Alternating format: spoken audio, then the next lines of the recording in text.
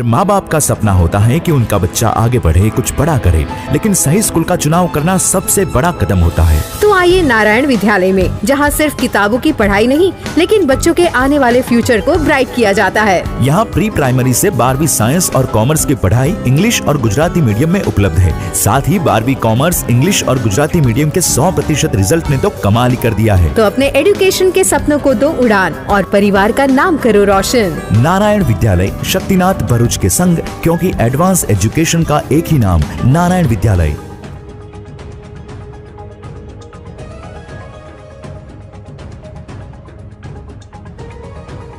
Bharuch BAPS Swaminarayan મંદિરને બોમ્બથી ઉડાવી દેવાની ધમકી, ગણતરીના કલાકોમાં પોલીસે આરોપીને ઝડપી પાડ્યો। ભરૂચ પોલીસ કંટ્રોલ રૂમ તેમજ ડિઝાસ્ટર કંટ્રોલ રૂમને ધમકી ભર્યા 2 કોલ મળ્યા હતા, જેના કારણે પોલીસ દોડતી થઈ હતી। પોલીસે બોમ્બ અને ડોગ સ્ક્વોડની મદદથી મંદિરમાં ચેકિંગ હાથ ધર્યું હતું।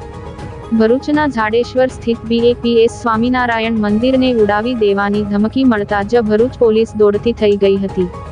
ભારત પાકિસ્તાનના ચાલી રહેલા તણાવ વચ્ચે BAPS સ્વામિનારાયણ મંદિરને બોમ્બથી ઉડાવી દેવાની ધમકીને પગલે ભરૂચ પોલીસે તત્કાલ તપાસ આરંભી દીધી હતી।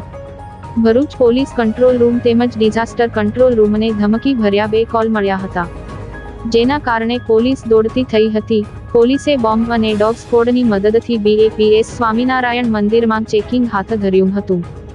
જો કે કોઈ પણ શંકાસ્પદ ચીજવસ્તુઓ મળી આવી ન હતી। બીજી તરફ પોલીસે કોલ ટ્રેસ કરતા કોલ ભરૂચમાંથી જ થયો હોવાનું બહાર આવ્યું હતું, જેના આધારે પોલીસે ટેકનિકલ સર્વેલન્સના આધારે તપાસ કરતા ભરૂચના પશ્ચિમ વિસ્તારમાં આવેલ સફારી પાર્કમાં રહેતા આરોપી તોસીફ આદમ પટેલે ધમકીભર્યો કોલ કર્યો હોવાનો ખુલાસો થયો હતો। પોલીસની પ્રાથમિક તપાસમાં પારિવારિક ઝઘડામાં ભાઈ અને બનેવી પર કાર્યવાહી થાય તે માટે ખોટો કોલ કરાયો હોવાનું બહાર આવ્યું હતું। સી ડિવિઝન પોલીસે આરોપીની ધરપકડ કરી તેને વિરુદ્ધ કાયદેસરની કાર્યવાહી હાથ ધરી છે। વડોદરા રેન્જ આઈજી શ્રી સંદીપ સિંહ સાહેબ તેમજ ભરૂચ એસપી શ્રી મયુર ચાવડા સાહેબ દ્વારા એવી સ્પષ્ટ સૂચના આપવામાં આવેલી છે કે હાલમાં ભારત અને પાકિસ્તાન વચ્ચે ચાલી રહેલા તણાવને અનુસંધાને અગર જો કોઈ ખોટી ઉશ્કેરણીજનક માહિતી, કોઈ ખોટી મેસેજ કે કોઈ ખોટી અફવાઓ કોઈ પણ પ્રકારની ફેલાવે તો તેના વિરુદ્ધમાં કડકમાં કડક કાયદેસરની કાર્યવાહી કરવામાં આવે।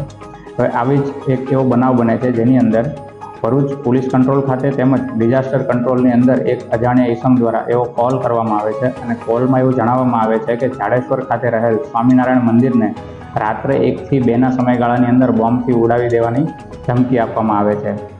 તો આવી જેવી માહિતી મળે છે તે તરત જ માહિતી મળ્યાના થોડાક જ સમયની અંદર એસઓજીની ટીમ કે જે એસઓજી પીઆઈ એ ચૌધરી તેમજ ભરૂચ સિટી સી ડિવિઝનના પીઆઈ એવી પાણમિયા તેમજ ડોગ સ્ક્વોડ છે, બોમ્બ સ્ક્વોડ છે, જે સંપૂર્ણ ટીમનું એક બનાવી અને સંપૂર્ણ ટીમને મંદિર તરફ રવાના કરવામાં આવે છે અને ત્યાં તેનું તરત જ ચેકિંગ કરવામાં આવે છે। ત્યારે બીજી બાજુ જે અજાણ્યા ઈસમનો જે કોલ આવેલો હતો તે નંબરની તપાસ હાથ ધરવામાં આવે છે અને જે તપાસ હાથ ધરતા એવું ખ્યાલ આવે છે કે તે વ્યક્તિ હાલ ભરૂચના રેલવે સ્ટેશન ખાતે જણાઈ આવે છે। તેને ત્યાંથી લાવી અને તેની પૂછપરછ કરવામાં આવે છે તો તે સૌપ્રથમ પોતાનું નામ જણાવે છે કે જે તોસીફ આદમ પટેલ અને જે ભરૂચ જિલ્લાનો જ રહેવાસી છે। જ્યારે તેને ડિટેલમાં પૂછપરછ કરવામાં આવે છે તો તે તેવું જણાવે છે કે તેનું અને તેના ભાઈઓનું એટલે કે પારિવારિક તકરાર ચાલતી હોય છે અને જે તેના પરિવારના સભ્યોને ફસાવી દેવા માટે આવા કાવતરા માટે ખોટો પ્રકારનો કોલ કરવામાં આવેલો હતો, જેની અંદર જે પોતે જ એવું સ્વીકારે છે કે જેની અંદર આવું બોમ્બ કે તેને સંબંધિત આવી કોઈ પણ હકીકત ત્યાં ખરેખર નથી, જે માત્ર બીજાને ફસાવવા માટે જ એણે આવી રીતનો કોલ કરેલો હતો। અને સાથે ને સાથે જ્યારે આ ટીમ મંદિરની અંદર ચેકિંગ કરવા જાય છે ત્યારે તે સંપૂર્ણ કાર્યવાહી જે પૂર્ણ થતાં ત્યાં આવી કોઈ પણ પ્રકારની માહિતી કે બોમ્બ જેવી કોઈ સંદિગ્ધ વસ્તુઓ મળી આવતી નથી અને હાલ આરોપીને અટક કરી અને આરોપીની કાયદેસરની કાર્યવાહી શરૂ કરેલ છે।